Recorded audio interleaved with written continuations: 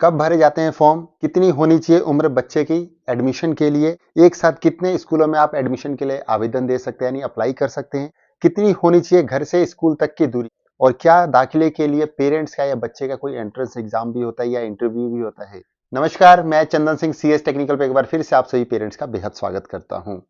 तो जैसा कि आप सभी पेरेंट्स को पता है कि एडमिशन का टाइम शुरू होने वाला है जल्द ही, तो बहुत सारे पेरेंट्स अभी लगातार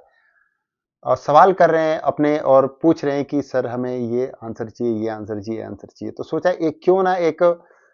मल्टीपल क्वेश्चंस का एक वीडियो बना करके आप लोगों के साथ शेयर करूं, ताकि बहुत सारे पेरेंट्स को एक ही वीडियो के अंदर जो है उनके सभी सवालों के जवाब मिल जाए, जिससे कि सभी पेरेंट्स के डाउट एक बार में ही क्लियर हो जाए। तो चलिए देर ना करते वीडियो को शुरू करते हैं, लेकिन उससे पहले जिन्होंने अभी तक CS टेक्निकल को सब्सक्राइब नहीं किया कर लीजिएगा। साथ ही साथ टेलीग्राम, इंस्टाग्राम, फेसबुक और व्हाट्सएप पेज का लिंक आपको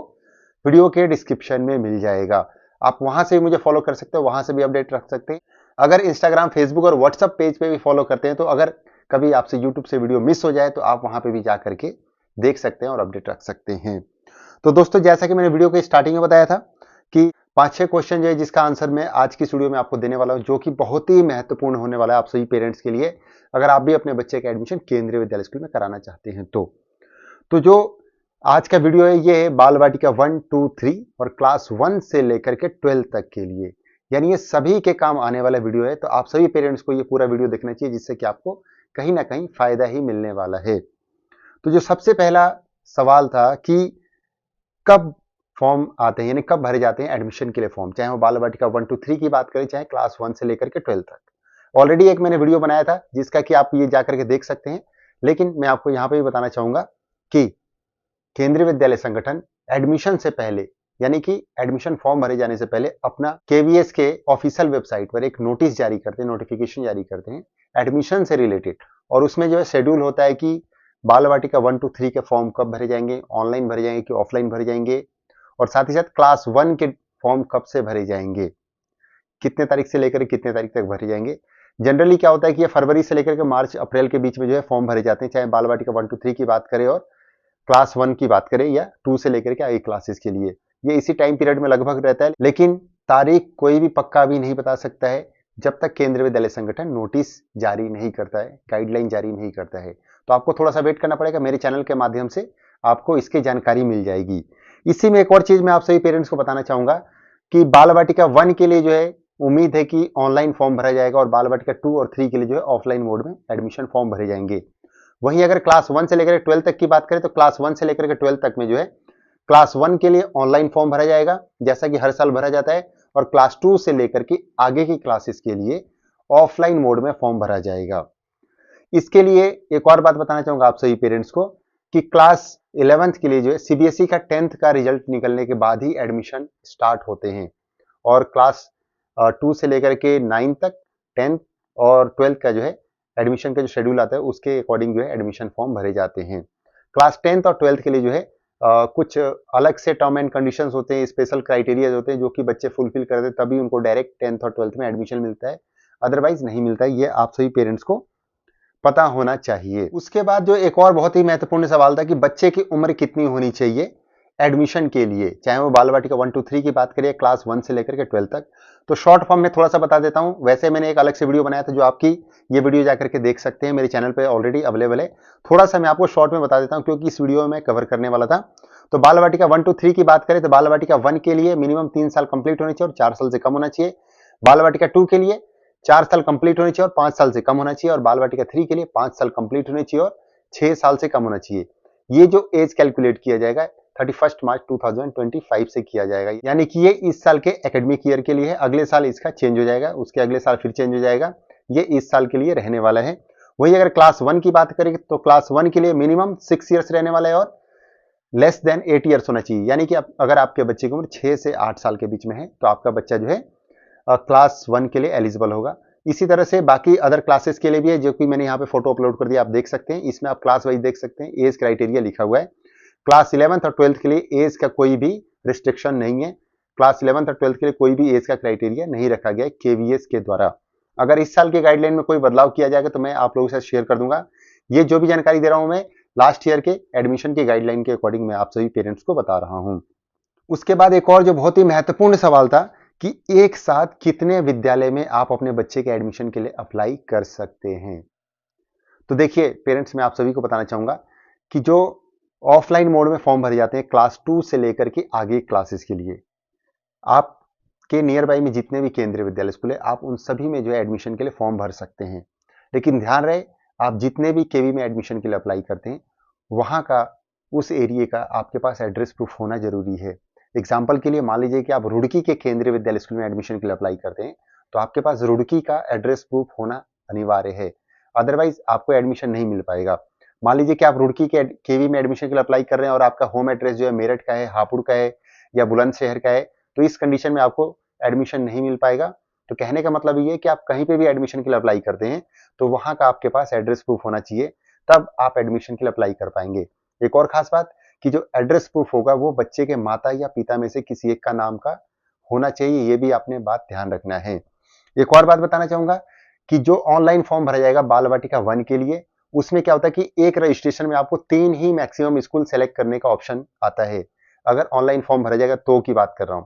और ऑफलाइन फॉर्म भरा जाएगा तो आप अनलिमिटेड कितने भी भर सकते हैं, लेकिन आपके पास एड्रेस प्रूफ होना चाहिए, इस बात का ध्यान रखिएगा। वही अगर हम बात करें क्लास 1 के ऑनलाइन फॉर्म की,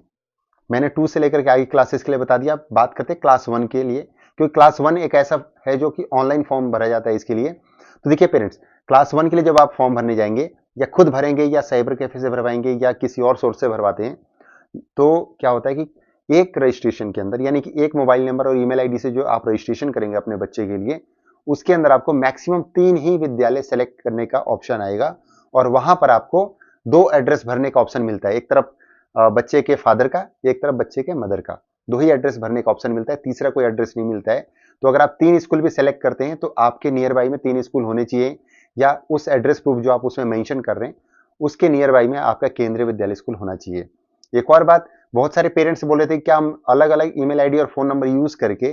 क्या हम 3 से ज्यादा केवी में ऑनलाइन फॉर्म भर सकते हैं। तो देखिए, इसके लिए केंद्रीय विद्यालय संगठन की गाइडलाइन में या टर्म एंड कंडीशन में कहीं कुछ ऐसा मेंशन नहीं किया गया है। लास्ट ईयर बहुत सारे पेरेंट्स ने जो है 6 स्कूलों में भी, 9 स्कूलों में भी अप्लाई किया था और उनके बच्चों का नाम भी आया था और एडमिशन भी हुए थे। तो चाहे तो आप ऐसा कर सकते हैं, लेकिन केवीएस की गाइडलाइन में ऐसा कुछ नहीं मेंशन है, इसलिए मैं आपको नहीं बताऊंगा कि आपने अप्लाई करना है या नहीं करना है, बाकी आपकी मर्जी है। एक और जो बहुत सारे पेरेंट्स मुझसे सवाल पूछ रहे थे कि डिस्टेंस का क्राइटेरिया क्या है, यानी कि घर से स्कूल तक की दूरी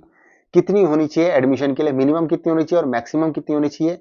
ये एक बहुत ही अच्छा सवाल था, क्योंकि बहुत सारे पेरेंट्स ऐसे हैं जो कि इसके बारे में जानना चाहते थे, क्योंकि बहुत सारे पेरेंट्स इसके चक्कर में, यानी कि डिस्टेंस के चक्कर में कोटा और कैटेगरीज को मिस कर देते हैं। तो इसलिए आपका ये जानना बहुत जरूरी है कि डिस्टेंस का एक्चुअल में क्राइटेरिया क्या है और कौन इसके लिए इसका एडवांटेज ले सकता है, किसको इसका एडवांटेज नहीं मिलेगा। ये सारी बातें अभी आपका क्लियर कर देता हूं मैं। देखिए, डिस्टेंस की बात करें तो डिस्टेंस का क्राइटेरिया सिर्फ और सिर्फ आरटीई कोटा वालों के लिए लगता है, यानी कि अगर आपका बच्चा आरटीई के लिए एलिजिबल है, आपके पास डॉक्यूमेंट्स है, तब आपके ऊपर ये डिस्टेंस का क्राइटेरिया लगता है, अदरवाइज नहीं लगता है। मान लीजिए कि आप एससी कास्ट से आते हैं या एसटी से आते हैं या ओबीसी एनसीएल से आते हैं, अगर आपके पास बच्चे का कास्ट सर्टिफिकेट है और आपका घर स्कूल से 5 किलोमीटर के रेडियस में आता है, अर्बन एरिया में अगर है तो 5 किलोमीटर, अगर रूरल एरिया में है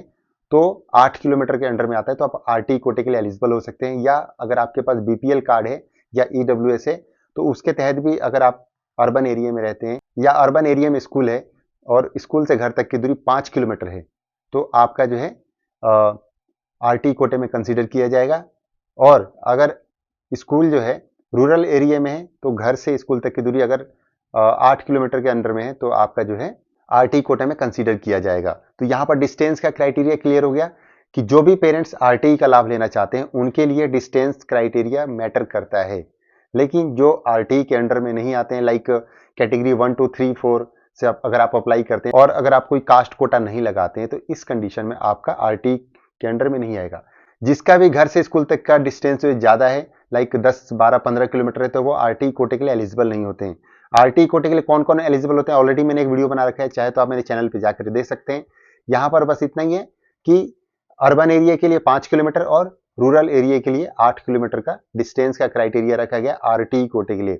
आरटी कोटे के लिए कौन कौन एलिजिबल होंगे मैंने बता ही दिया, बीपीएल कार्ड वाले, ईडब्ल्यूएस वाले, एससी एसटी ओबीसी एनसीएल वाले आरटी के लिए एलिजिबल हो सकते हैं। यह आप सभी पेरेंट्स को पता होना चाहिए। तो ये डिस्टेंस का क्राइटेरिया सभी पे लागू नहीं होता है, जनरल कास्ट वालों के लिए डिस्टेंस का क्राइटेरिया लागू नहीं होता है। और एक और बात बताना चाहूंगा कि अगर आप SC ST OBC NCL वगैरह से हैं, अगर आप डिस्टेंस से बाहर भी हैं तो आप बाकी अदर कोटा और कैटेगरी से अप्लाई कर पाएंगे, बस आप RT के लिए एलिजिबल नहीं होंगे। तो ये आपको पता होना चाहिए, क्योंकि बहुत सारे पेरेंट्स को ये लग जाता है कि यार हम तो 5 किलोमीटर से बाहर हो गए तो हम किसी के लिए एलिजिबल ही नहीं होंगे। तो ऐसा नहीं है, बस आप RT कोटे के लिए एलिजिबल नहीं होंगे, बाकी सबके लिए आप एलिजिबल रहेंगे। उसके बाद एक और जो बहुत महत्वपूर्ण सवाल था कि क्या बच्चे का या पेरेंट्स का एंट्रेंस एग्जाम या इंटरव्यू होता है एडमिशन के लिए, किसी भी क्लास की बात कर लें, क्लास 1 to 3 से लेकर 12 तक की या बाल वाटिका 1 to 3 की। तो मैं आप सभी पेरेंट्स को बताना चाहूंगा कि बाल वाटिका 1 to 3 और क्लास 1 से लेकर के 12 तक के बीच में सिर्फ और सिर्फ एक क्लास 9 एक ऐसा क्लास है जिसके लिए बच्चों का एंट्रेंस एग्जाम होता है। बाकी किसी और क्लास का कोई भी एंट्रेंस एग्जाम नहीं होता है, और ना ही पेरेंट्स का कोई इंटरव्यू होता है, ना उनका कोई एग्जाम होता है। बहुत सारे पेरेंट्स को ऐसा लगता है कि केंद्रीय विद्यालय स्कूल यानी कि अच्छा स्कूल है, तो उनको लगता है कि क्या पता यहाँ पर पेरेंट्स का या बच्चों का कोई इंटरव्यू होता हो या एग्जाम होता हो। तो ऐसा कुछ भी नहीं है, सिर्फ एक 9th क्लास में एडमिशन के लिए बच्चों का एंट्रेंस एग्जाम होता है, बाकी किसी और के लिए नहीं होता है। 9th क्लास का एक मैं अलग से वीडियो बनाऊंगा और आप लोग के साथ शेयर करूंगा, क्योंकि 9th क्लास के एडमिशन के लिए बहुत सारे टर्म एंड कंडीशंस है। एंट्रेंस एग्जाम के लिए जो है क्या क्या सिलेबस है, इसके ऊपर मैं एक अलग से वीडियो बना करके आप लोग के साथ शेयर कर दूंगा, ताकि जो भी बच्चे या पेरेंट्स अपने बच्चे का दाखिला कराना चाहते होंगे उनको उस वीडियो के माध्यम से आसानी मिलेगी। दोस्तों वीडियो थोड़ा लेंदी हो सकता है, मैं समझ सकता हूं, लेकिन टोटली आप लोगों के लिए बनाया है, इसलिए मैंने कोशिश किया कि एक ही वीडियो के अंदर जो है बहुत सारे क्वेश्चंस के आंसर दे दूं, ताकि आप सभी पेरेंट्स के डाउट्स क्लियर हो जाएं। तो पेरेंट्स, ये कुछ सवाल थे जो कि बेसिक थे, आपके क्लियर होने जरूरी थे। यहाँ पर मैंने क्लियर कर दिया कि एज क्राइटेरिया क्या रहेगा, यहाँ पर मैंने ये क्लियर कर दिया कि किसका ऑनलाइन रहेगा, किसका ऑफलाइन रहेगा, किसका कब एडमिशन होगा, ये सारा क्लियर कर दिया। फिर भी अगर किसी पेरेंट्स का अगर कोई सवाल रह गया हो तो आप मुझे कमेंट बॉक्स में कमेंट ड्रॉप करके अपने सवाल पूछ सकते हैं, या Telegram, Instagram, Facebook, WhatsApp page पे भी आप मुझे मैसेजेस करके या वहां पे भी आप कमेंट करके आप मुझसे अपना सवाल पूछ सकते हैं। कोशिश करूंगा जल्द से जल्द आप लोग शायद वीडियो बना करके शेयर करूं, या आपके कमेंट्स के रिप्लाई करके आपके आंसर्स दूं। वीडियो अच्छी लगी तो प्लीज इसको लाइक कीजिए, क्योंकि लाइक करते तो मुझे पता चलता है कि हाँ मेरी वीडियोस आप लोगों को पसंद आती है, तब मुझे थोड़ा सा मोटिवेशन मिलता है कि और वीडियोस आप लोगों के लेकर आऊं और आप लोगों के डाउट्स क्लियर करूं, ताकि एडमिशन के टाइम पे और रजिस्ट्रेशन के टाइम पे आप किसी भी तरह की कोई गलती ना करें, और रजिस्ट्रेशन से पहले आपके पास सारी जानकारी हो, जिससे कि आप अपने बच्चे के एडमिशन के लिए इजीली सारे डॉक्यूमेंट्स तैयार कर ले और आसानी से आप अपने बच्चे का दाखिला केवी में करा पाए। और नई नई जानकारी के लिए CS टेक्निकल के साथ बने रहे, और हाँ चैनल को सब्सक्राइब करना मत भूलिएगा और बेल आइकन को भी प्रेस कर लीजिएगा, क्योंकि इसके लिए कोई चार्जेस नहीं लगते हैं। तो आज के लिए बस इतना, थैंक यू, बाय बाय, जय हिंद, जय भारत।